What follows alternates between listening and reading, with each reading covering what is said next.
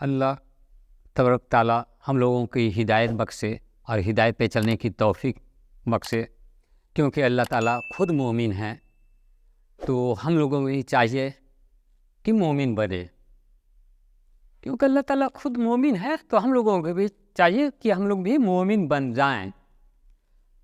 چلیے بات کرتے ہیں حضرت آدم علیہ السلام کی ابتدا کس طریقے سے ہوا۔ تو اللہ نے فرشتوں سے پوچھا کہ میں زمین میں ایک نائب بنانے والا ہوں، ایک خلیفہ بنانے والا۔ فرشتوں نے بولا کہ اے اللہ، کیا اتنا کافی نہیں کہ ہم آپ کے حمد و تسبیح کر رہے ہیں؟ پھر آپ ایسے کو دنیا میں پیدا کیجیے گا جو خون ریزی کرے گا؟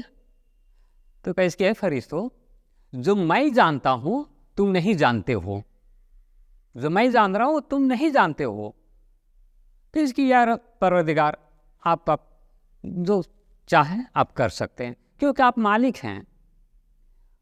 تو اس وقت حضرت آدم علیہ السلام کو جب بنایا، اپنی نائب بنایا، اپنے علم سے نواز دیے حضرت آدم علیہ السلام کو، تو فرشتوں سے بول اللہ فرمایا کہ فرشتوں ان کے نام بتلائیے، کس کی آپ پروردگار آپ پاک ہیں، آپ نے جتنا علم ہمیں عطا کیے ہیں اتنا ہی ہم جانتے ہیں، اس سے آگے ہم نہیں جانتے ہیں۔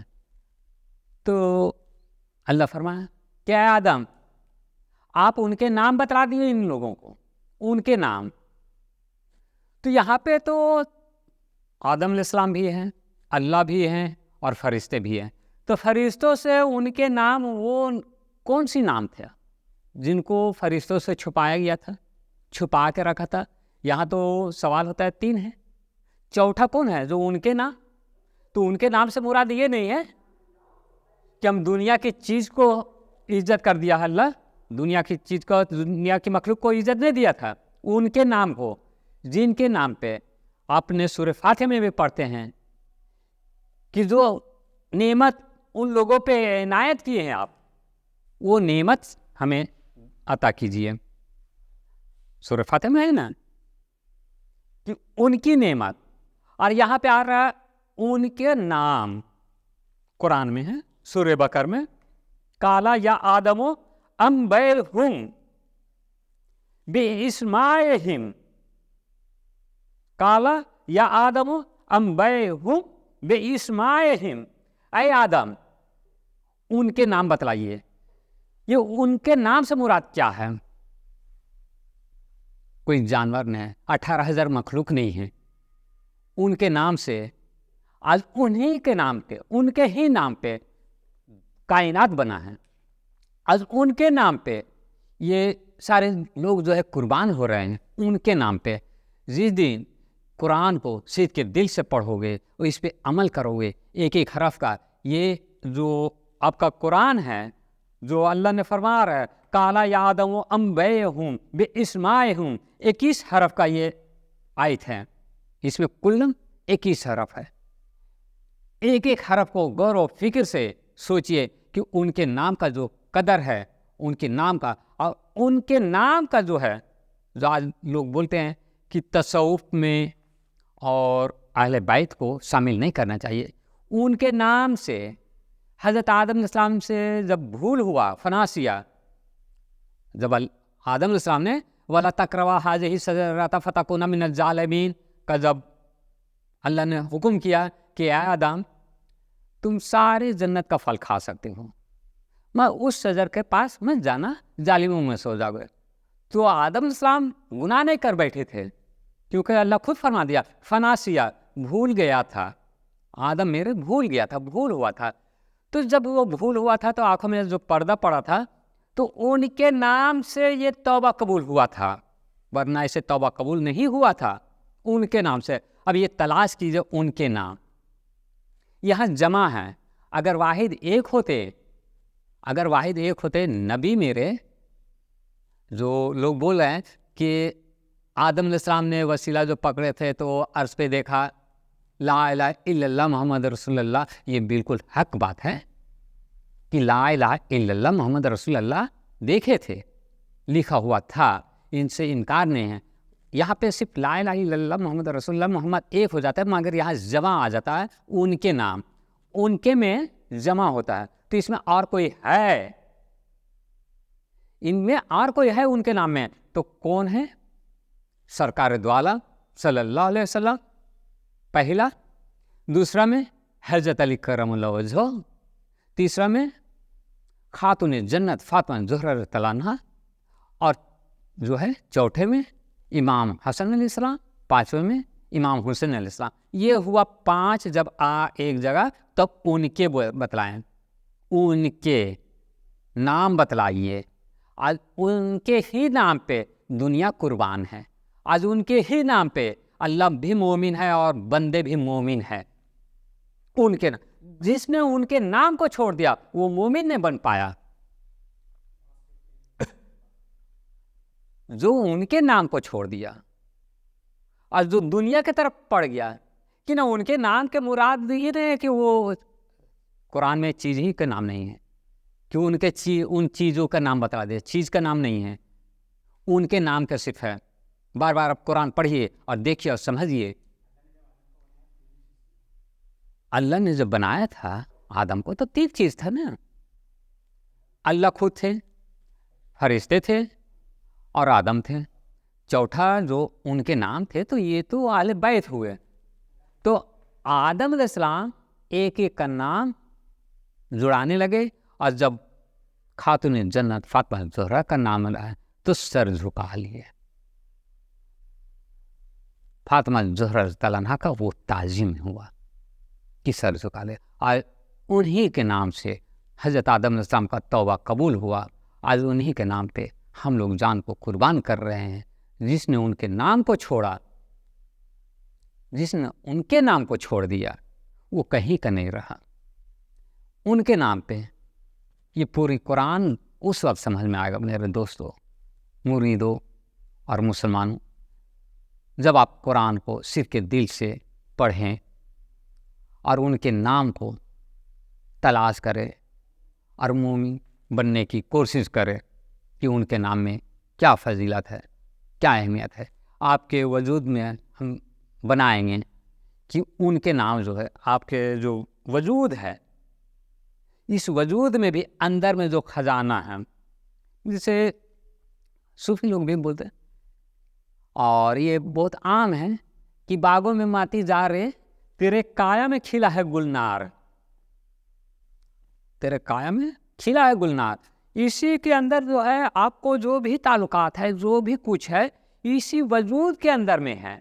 اس سے باہر کوئی چیز ہی نہیں. آپ کو جو بھی تلاش کرنا ہے، ان کے نام بھی تلاش کرنا ہے تو اسی وجود کے اندر میں تلاش کرنا ہے، اسی وجود کے اندر میں. کیونکہ آپ کا جو 5 ہم نے ظاہر میں پہلے بھی بیان کیے ہیں کہ 5 ظاہری جو آپ کا وجود ہے، آنکھ ہے، کان ہے، منہ ہے، ہاتھ ہے، پیر ہے، سمجھنے. تو یہ 5 آپ کا ظاہری، یہی 5 جو چیز ہے آپ کی باطنی میں ہے. دل ہے، پھیپھڑا ہے، پیٹھ ہے، دماغ ہے، یہ آپ کا جو باطنی ہے. تو اسی باطنی کے اوپر وہ 5 جو چیز ہوتے ہیں تو اسی میں ان کا نام کا جو ذکر ہوتا ہے. تو حضرت آدم علیہ السلام نے جو تعظیم دیے ہیں اور حضرت آدم علیہ السلام کو جو علم عطا کر دیا ہے، علم لدنی، تو ہر مومن کو چاہیے کہ علم لدنی حاصل کرے. صوفیوں کی صحبت میں بیٹھ کر علم لدنی حاصل کریں. کیونکہ حضرت موسیٰ علیہ السلام کے واقعہ بیان کرتے، قرآن ہی سے بیان کرتے ہیں، کیونکہ میرے سوا قرآن کے سوا کچھ ہے نہیں. کہ حضرت موسیٰ علیہ السلام اتنے بڑے نبی ہو کر اللہ سے سوال کیا کہ اے اللہ، علم ظاہر تو ہم حاصل کر چکے ہیں، علم باطنی کیا چیز ہے؟ علم باطنی ہے کیا چیز جسے علم لدنی کہتے ہیں؟ اس باطنی کیا چیز ہے؟ کہ ٹھیک ہے 2 دریا کے بیچ میں، تو 2 دریا کوئی دنیا کے 2 دریا نہیں ہیں. 2 دریا کی مثال ہے کہ ایک دریا جو ہے ظاہر ہے، ایک دریا باطنی ہے. یہ دو دریا ہوا. اب لوگ کھوجتے رہے دو دریا کہاں ہے، تو دو دریا آپس میں ملا ہی ہوا نہیں ہے. یہ دو دریا کا جو مثال ہے، جو قرآن اللہ خود فرماتا ہے، ہم نے قرآن کو طرح طرح کے مثالیں ہم بیان کیے ہیں تاکہ لوگ ہدایت پکڑے عقل والوں کے لیے، تاکہ وہ عقل پکڑے اور نصیحت پکڑے. عقل والوں کے لیے نصیحت ہے کہ طرح طرح کے ہم نے مثالیں بیان کیے. تو بھئی ہم کو یہاں تقریر کرنے کے لیے نہیں بیٹھے ہوئے ہیں. ہم طرح طرح کے جس طریقے سے اللہ نے طرح طرح سے نصیحتیں مثالیں بیان کیا ہے ہدایت کے لیے، اس طریقے سے ہم بھی طرح طرح سے جو ہے مثالیں بیان کر رہے ہیں تاکہ آپ ہدایت پکڑ جائیں، ہدایت پکڑے. اللہ بھی طرح طرح سے مثالیں بیان کر رہا ہے، ہم بھی طرح طرح سے مثالیں بیان کرتے تاکہ آپ ہدایت پکڑ لیں. تو ایک مثال ہم لیتے ہیں علم کا، جو لدنی ہے، جو علم معرفت ہے، جسے قرآن خود بول رہا ہے علم ظاہر اور علم باطن. تو موسیٰ علیہ السلام جب سوال کیا کہ علم باطنی کیا چیز ہوتے ہیں، دیکھیں ہم سیکھنا ہے ہمیں بتائیے. تو موسیٰ علیہ السلام کو بولے کہ ٹھیک ہے جائیے دو دریا کے بیچ میں. حضرت موسیٰ علیہ السلام چلے ایک خادم کو لے کر. حالانکہ خادم جو ہے ان کے جو غلام ہیں ان کے بھائی تھے حضرت ہارون علیہ السلام. جب دونوں چلے تو اب یہاں پہ اپنا بھی سوچ لگا کہ بھونی ہوئی مچھلی لے کے گئے تھے سفر میں، تو بھونی ہوئی مچھلی جو تھی زندہ ہو گیا اور دریا کے میں چلے گئے. تو جب اور آگے بڑھے تو کہے اس کے موسیٰ علیہ السلام کہ ہمیں وہ جو ہے کھانا نکالو کھاتے ہیں. کہ اس کی حضرت ہم تو بھول چکے تھے، وہ مچھلی وہیں دریا میں چلا بھاگ گیا زندہ ہو کر، کہ وہی تو میرا منزل تھا. تو وہاں گئے تو حضرت خضر علیہ السلام ملاقات ہوئے. تو حضرت خضر علیہ السلام سے حضرت موسیٰ علیہ السلام نے سوال کیا کہ اے خضر علیہ السلام ہمیں علم باطنی عطا کر دیجیے، ہم علم باطنی آپ سے سیکھنا چاہتے ہیں. اس کے موسیٰ علیہ السلام تم علم ظاہری جانتے ہو، علم باطنی وہ چیز ہے، علم لدنی وہ چیز ہے کہ تم برداشت نہیں کر سکو گے، صبر نہیں کر سکو گے. تو اس کے ہم صبر کریں گے، اگر صبر ہم نہیں کر پائیں گے تو ہمیں جو ہے آپ اپنے سے دور کر دیجیے گا. تو قرآن میں، اور یہ آپ لوگ کو معلوم ہی ہے، یہ واقعہ جو ہے ہم جو بیان کیے ہیں یہ آپ کو معلوم ہے، سبھی کو معلوم ہے کیونکہ بہت بار بیان ہو چکا ہے. تو اتنا ہم آپ کا ٹائم ویسٹ نہیں کر سکتے ہم. تو جب موسیٰ علیہ السلام علم لدنی حاصل کرنے کے لیے حضرت خضر علیہ السلام کے پاس گئے ہیں تو ہر انسان کو اوپر فرض ہوتا ہے کہ علم باطنی حاصل کرے اور مسلمان سے مومن بننے کی کوشش کرے، کیونکہ اللہ خود مومن ہے. تو ہم لوگوں کو بھی چاہیے کہ مومن بنے اور علم باطنی حاصل کرے اور ان کے نام پہ اپنی جان کو قربان کریں، ان کے نام پہ، کیونکہ ان کے نام سے لوگوں نے جو ہے گمراہ کر کے رکھ دیا، ان کے نام کو لوگوں نے چھپا کر رکھ دیا. قرآن جب خود گواہی دے رہا ہے ان کے نام، تو یہ ان کے نام آج کسی کو پتہ نہیں چل رہا ہے کہ ان کے نام کے مراد کیا ہے. لوگوں نے طرح طرح سے افواہیں اڑا دیا ہے، کسی نے حقیقت ہی بیان نہیں کرنا چاہتا ہے کہ ان کے نام سے مراد کے. ان کے نام سے اتنا لوگ دشمنی کیے ہوئے ہیں، اور ان کے ہی نام سے آپ جو ہے نعمت بھی مانگ رہے ہیں. نماز جب پڑھ رہے ہیں تو ہے نا سورہ فاتحہ ہی میں ہے انعمت علیہم، ان لوگوں کا جن پہ آپ نے انعام فرمایا، ان لوگوں کا. یہاں بھی مراد جو ہے جمع ہو جاتا ہے لوگ، ان لوگوں کا. ان لوگوں سے کیا مراد ہوتا ہے؟ پھر کوئی ظالم کا نعمت عطا کیا تھا، شداد کا، نمرود کا، فرعون کا، کن پہ نعمت عطا کیا تھا؟ ان لوگوں کا نعمت عطا کیجیے.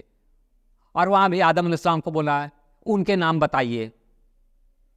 یہ سمجھ میں نہیں آ رہا ہے کسی کو کہ یہاں بھی آپ نماز پڑھ رہے ہیں، دعا کر رہے ہیں، کوئی میت ہو گیا وہاں پہ دعا مانگ رہے ہیں، تو یہ بات آپ بول رہے ہیں، ان کی نعمت ادا کریے، ان لوگوں کی نعمت عطا کیجیے. تو ان لوگوں سے بھیا مراد پنجتن پاک ہیں، اور ان کے نام سے بھی مراد پنجتن پاک ہیں. تو وہاں پہ جب آدم کو بنایا، اس میں نفخت فیہ من روحی داخل کیا. داخل کرنے کے بعد حضرت آدم علیہ السلام کے بارے میں بھی کچھ بولے کہ بہت جلد باز ہے، یہ انسان بہت جلد باز ہے. تو فرشتوں کو بولا کہ اچھا یہ بتلاؤ، ان کا نام بتلائے. تو فرشتوں کو اللہ حکم کیا ان کا نام بتائیے. فرشتوں نے انکار ہو گیا کہ اے اللہ، جو جتنی علم ہمیں عطا کیے ہیں اتنی علم ہم جانتے ہیں، اس سے زیادہ ہم علم نہیں جانتے ہیں. اللہ نے حضرت آدم علیہ السلام کو وہ عزت بخشے، وہ علم لدنی عطا کر دیے تھے. علم لدنی عطا کر، علم لدنی کا اگر راز کھولا جائے تو زندگی ختم ہو جائے گا، راز ختم نہیں ہوگا. علم لدنی ہے کیا چیز؟ تو ہلکا سے ایک بات کرتے ہیں کہ علم باطنی، علم ظاہری اور علم باطنی دو علم ہیں جو قرآن بھی کھلے الفاظ میں لکھا ہوا ہے. علم ظاہر بھی اور علم باطن بھی، نعمت ظاہر بھی اور نعمت باطن بھی، کیونکہ ہر چیز کا دو پہلو ہوتا ہے، ایک ظاہر ایک باطن. ایک ظاہر ہوتا ہے ایک باطن ہوتا ہے. تو علم باطنی جو ہے ہر کسی کو نصیب نہیں ہوتا ہے. علم باطنی اسی کو نصیب ہوتا ہے جو طلب کرتا ہے کہ ہم علم باطنی حاصل کریں. تو حضرت آدم علیہ السلام کو علم باطنی جو ہے اللہ بغیر مانگے ہوئے عطا کر چکے تھے، کیونکہ عزت نوازنا تھا، خلیفہ بنایا ان کو. تو خلیفہ یوں ہی نے بنائے دیا جاتا ہے، ساری حکمت ان کو دیا جاتا ہے علم باطنی کا.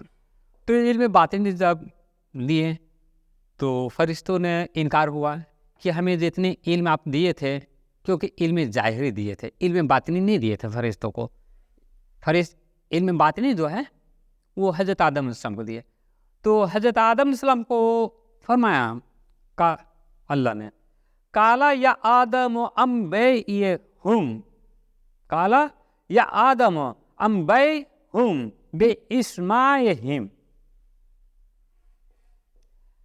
اے آدم ان کے نام بتلا دیجئے، ان کے نام. بھیا یہاں تو جنت میں اللہ ہیں، فرشتے ہیں اور حضرت آدم علیہ السلام ہیں، یہ تین ہیں. یہ تین ہی اپنے ہوتے ہیں کہ تینوں میں نام. ان کے نام، ان کے سے یہ مراد کون ہے بھیا؟ قرآن کدھر اشارہ کر رہا ہے؟ ان کے نام. کالا یا آدم ام بیہم بے اسمائہم. اے آدم ان کے نام بتلائیے فرشتوں کو. فرشتوں کو معلوم نہیں ہے یہ ان کے نام کیا ہے، کون ہے وہ.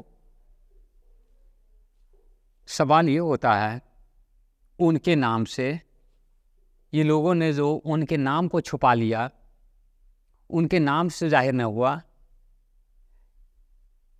لوگوں نے طرح طرح کے منطق ڈال دیے ہیں. ان کے نام سے جو ہے دنیا کا 18,000 مخلوق ہے ان کا نام بتلائے تھے. اللہ کو اسی چیز کا ضرورت پڑ گیا تھا، یہ 18,000 مخلوق کا. اللہ کو اس سب چیز سے 18,000 مخلوق سے مخاطب نہیں ہے. ان کے نام پہ سارے انبیاء علیہ السلام جو ہے زندگی قربان کر دی ہے. ان کے نام پہ اولیاء اکرام اپنی زندگی کو قربان کر رہے ہیں. ان کے نام پہ یہ کائنات بنا، ان کے نام پہ یہ بسم اللہ بنا، یہ ان کے نام پہ. اور سب فرشتے جب سجدہ کیے، سارے فرشتے نے سجدہ کر لیے، تو ابلیس نے انکار ہوا کہ ہم سجدہ نہیں کریں گے. کہ اس کی کیوں نہیں کرو گے؟ کیا ان لوگوں میں سے الین میں سے سورہ صاد میں ہیں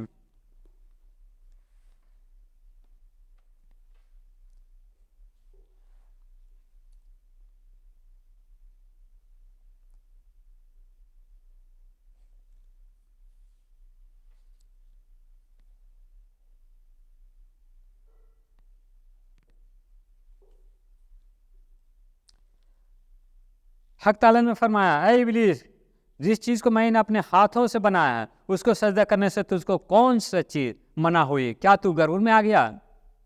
یا یہ کہ تو بڑے درجے والوں میں سے ہے؟ بڑے درجے والوں میں ہے؟ اس وقت تو جنت پہ کون پیدا ہوا تھا؟ پھر کون تھا وہاں؟